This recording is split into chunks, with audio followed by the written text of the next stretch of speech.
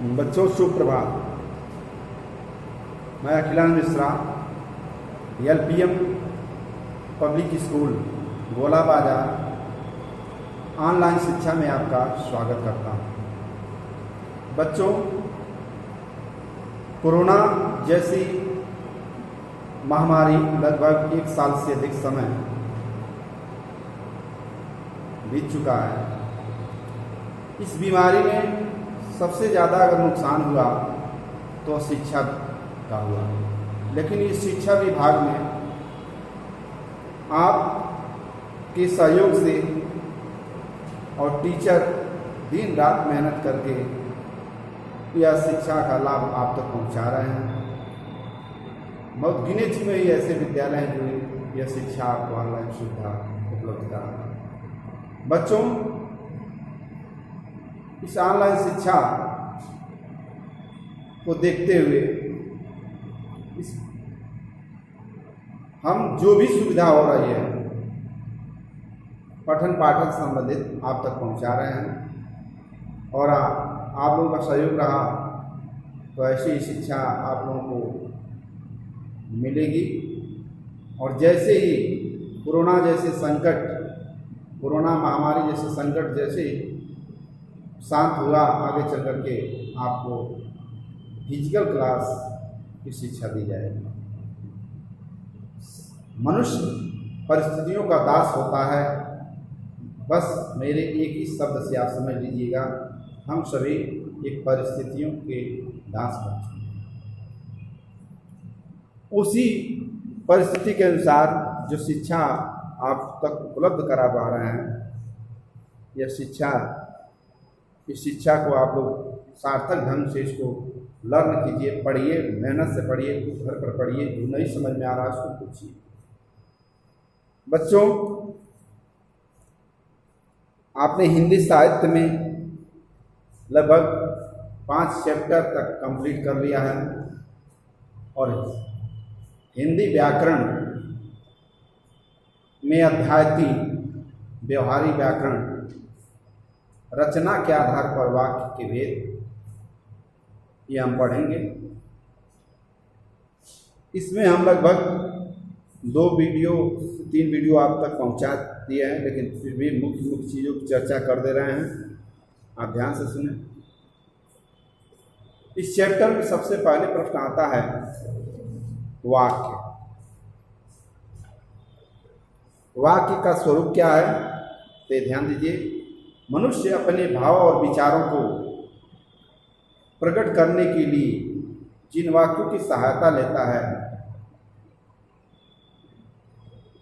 वाक्य भाषा की एक मूल इकाई होती है, मुख्य इकाई होती है, जिससे व्यक्ति अपनी बात को पूर्णतः व्यक्त करने में समर्थ होता है। यही वाक्य का स्वरूप, हमें यही ज्ञान करना। व्याकरणिक नियमों में आबद्ध होकर वाक्य में प्रयुक्त होते हैं, वे पद कहलाते हैं। इससे संबंध में कुछ हम चर्चा कर रहे हैं। आप वाक्य की परिभाषा में ध्यान दीजिएगा। बहुत साधारण शब्दों में आपको लिखना है, याद भी करना है। सार्थक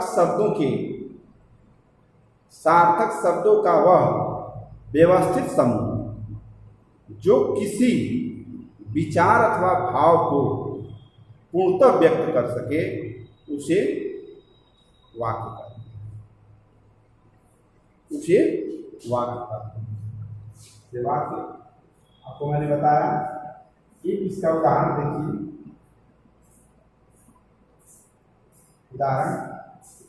उदाहरण में जैसे मान लीजिए सोहन खाना खाता है। सोहन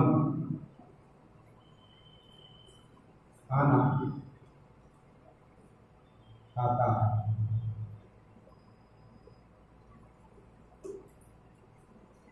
यह वाक्य है, सोहन खाना खाता है, यानी ये सार्थक शब्द है। सार्थक शब्द से यह प्रतीत होता है कि इसमें जो भी शब्द है जिसका कोई अर्थ निकल करके आए। तो यहाँ हम देखते हैं कि खाने सोहन क्या है, एक व्यक्ति है जो खाने की क्रिया कर रहा है, तो यह सार्थक वाक्य बनता है। ठीक, अब हम उसके बाद आपको ले चलते हैं पद। पद क्या होता है? पद हेडिंग डालेंगे। पद किसे कहते हैं?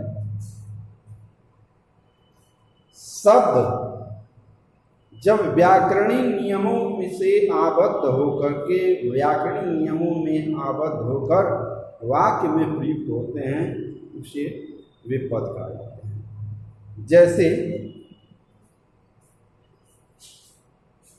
हिंदी व्याकरण हमें ज्ञान कराता है कि शुद्ध बोलना, शुद्ध पढ़ना, शुद्ध लिखना, यह चीज का ज्ञान कराता है। तो इसीलिए इस पद में आपको बताए कि जब व्याकरणिक नियमों में आबद्ध होकर शब्द जब व्याकरणिक नियमों में आबद्ध होकर वाक्य में प्रयुक्त होते हैं तो वे पद कहलाते हैं। तो कुछ पद है, जैसे मैं आपको समझा रहा हूँ, थोड़ा समझ लीजिए। उसने खूब पानी खाया, उदाहरण जैसे इसका है, उसने खूब पानी खाया।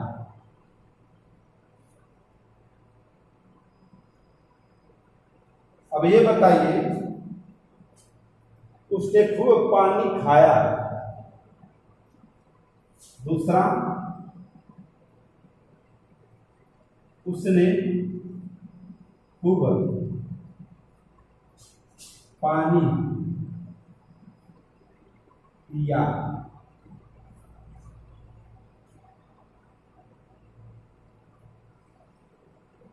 तो यह हो जाता है अशुद्ध। अशुद्ध, यह होता है शुद्ध। ठीक, तो पानी को खाया नहीं जाता है।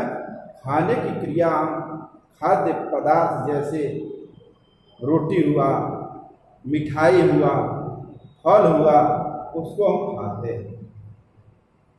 लेकिन जहाँ द्रव पदार्थ है, यहाँ पीने की क्रिया होगा, इसलिए उसने खुद पानी पिया, यह शुद्ध वाक्य का ज्ञान करा। यह हमें पद हमें इस चीज का व्याकरणिक नियमों का ज्ञान करा। ठीक, उसके बाद हम चलते हैं वाक्य की विशेषता। वाक्य की विशेषता में हम आप चर्चा कर दे रहे हैं।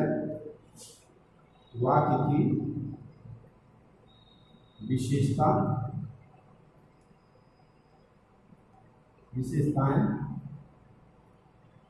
वाक्य की विशेषताएं में थोड़ा सा आप समझ लीजिए कि हिंदी साहित्य में वाक्य की निम्नलिखित विशेषताएं, हिंदी व्याकरण में वाक्य की निम्नलिखित विशेषताएं होती हैं। जैसा कि कोई भी वाक्य पदों का एक सार्थक समूह होता है। कोई भी वाक्य पदों का एक सार्थक समूह होता है और वाक्य अपने में ही पूर्ण होते हैं। वाक्य में प्रयुक्त सभी पदबंध उचित क्रम में होते हैं। ये सारी चीजों का हम ध्यान देंगे। वाक्य में प्रयुक्त विभिन्न पदों की व्याकरणिक कोटियों, कर्ता, कर्म, कारक, वचन, लिंग, क्रिया आदि में प्रयुक्त मेल होता है। वाक्य किसी विचार या भाव को पूर्णतः व्यक्त करने में, पूर्णतः स्पष्ट रूप से व्यक्त करने की क्षमता है। और वाक्य में विभिन्न पदों और पदबंधों का योग होता है। इस आधार पर हम पढ़ाते हैं। अब हम पढ़ेंगे वाक्य के अंग। क्या पढ़ेंगे? वाक्य के अंग। वाक्य के अंग। बच्चों, वाक्य के मुख्यतः दो अंग होते हैं। एक होता है उद्देश्य और दूसरा होता है विधेय। क्या क्या होता है वाक्य का?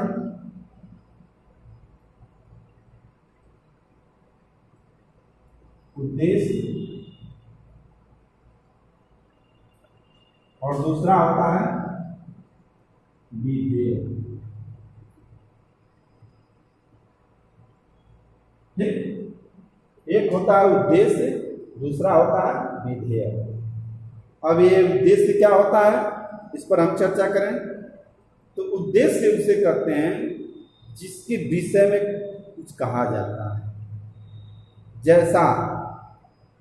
जैसा कि आप ये नोट कर लीजिए, रमन बाजार से मिठाई लाने गया। एक उदाहरण ले लीजिए, एक उदाहरण मान लीजिए, रमन बाजार से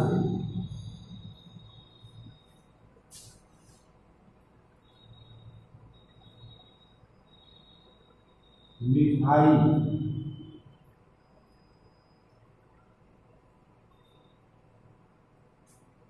एक मिनट, थोड़ा सा यहाँ उदाहरण देख लीजिए।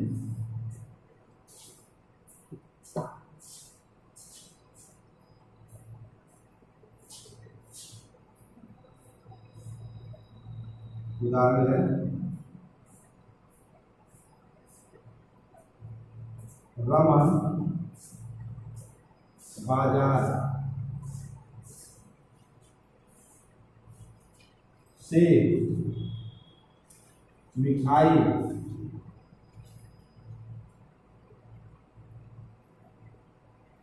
क्या किया? लाने गया। मिठाई लाने गया, यह वाक्य हो गया। ठीक, रमन बाजार से मिठाई लाने गया। तो इस वाक्य में जो रमन हो गया, यह उद्देश्य हो जाता है। क्या होता है? उद्देश्य।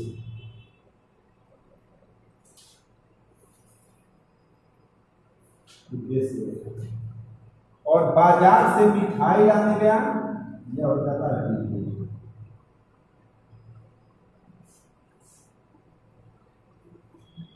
यह हो जाता है विधेय।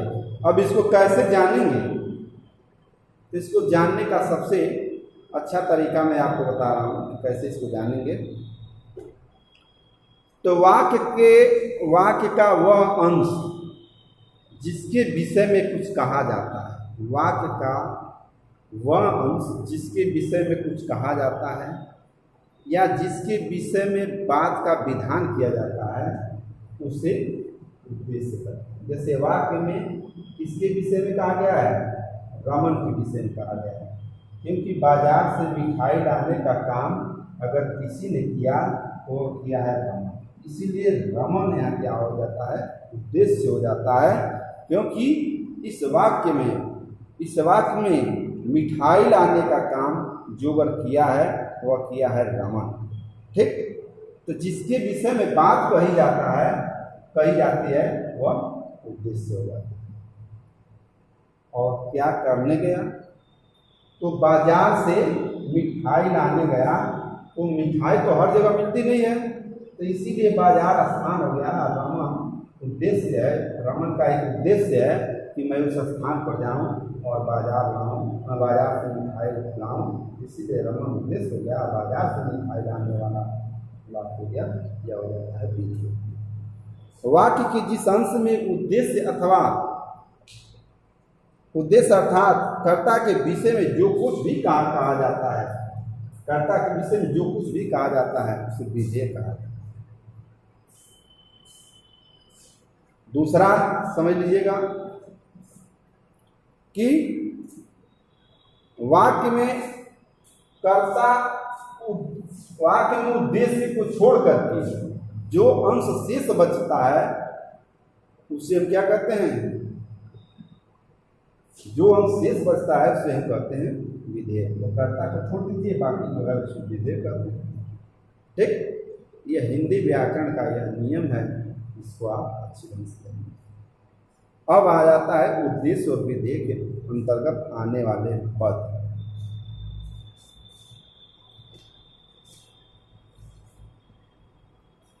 ठीक,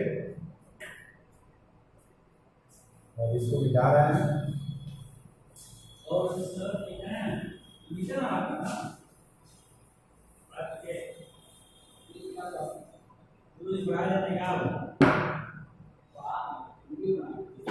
उद्देश्य और विधेय के अंतर्गत आने वाले पद, एक हेडिंग है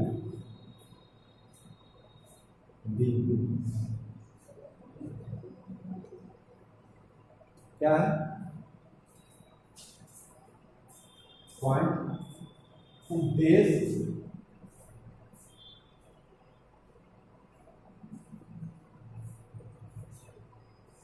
और विधेय के अंतर्गत, और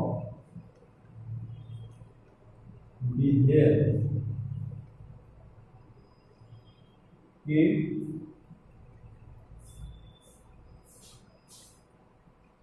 अंतर्गत आने वाले पद, आने वाले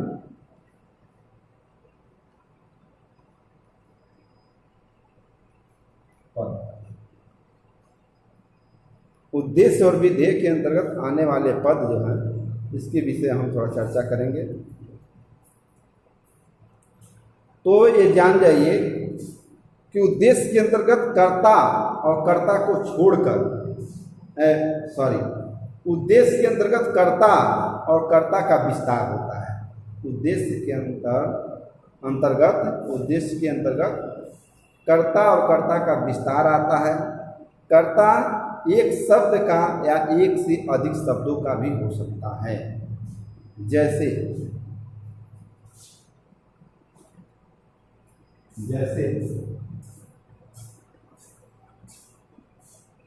सीता खेल रही है, सीता खेल रही है।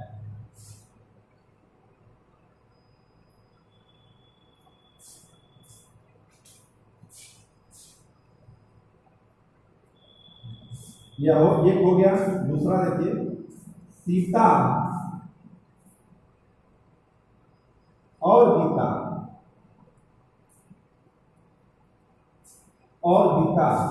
खेल रही है।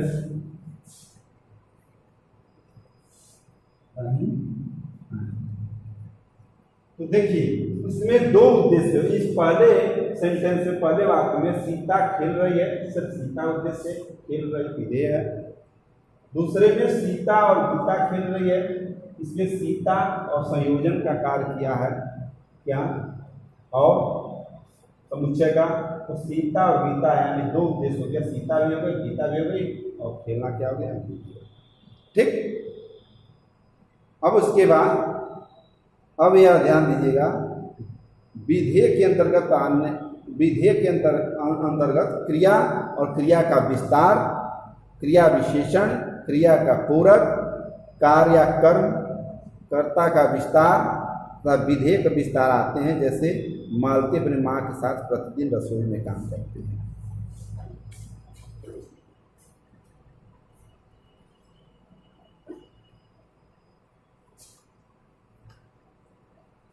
विधेय में देखिए, विधेय में एक उद्देश्य हो गया, विधेय का उदाहरण देखिए,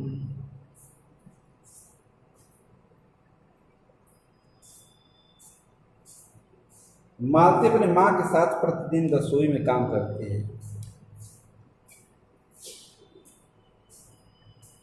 मालती अपने माँ के साथ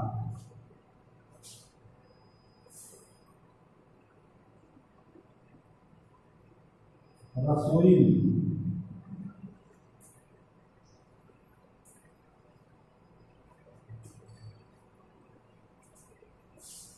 काम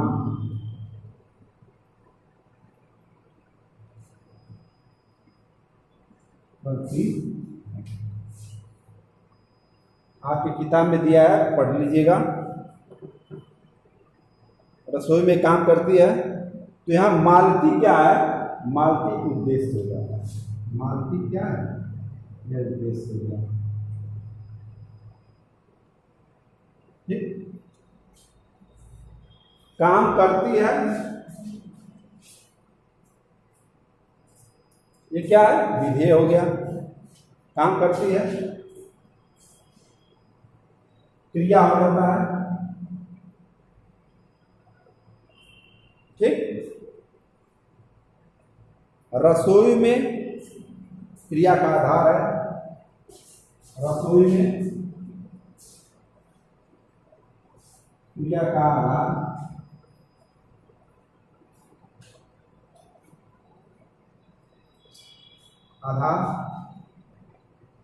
ठीक, और क्या? प्रतिदिन यानी क्रिया का विशेषण हो जाता है। रसोई में प्रतिदिन बोल रहे हैं, प्रतिदिन। प्रतिदिन यानी मालती अपनी माँ के साथ रसोई में प्रतिदिन काम करती है, तो मालती उद्देश्य हो गया। रसोई क्रिया का आधार हो गया, और काम करती है क्रिया हो गया। और उसके बाद से अपनी माँ के साथ विधेय विस्तार हो गया। प्रतिदिन क्या हो गया? क्रिया का विस्तार। प्रतिदिन क्रिया का विस्तार, क्रिया का विस्तार, क्रिया का विस्तार। ठीक, क्रिया का विस्तार। उसके बाद अपनी माँ के साथ विधेय विस्तार। अपनी माँ के साथ विधेय विस्तार। तो बच्चों, आज की वीडियो बस यहीं तक। जय हिंद, जय भारत। जो भी आप PDF नोट्स में भेज रहा हूँ, उसको लर्न कीजिए और उसको आगे तैयार कीजिए।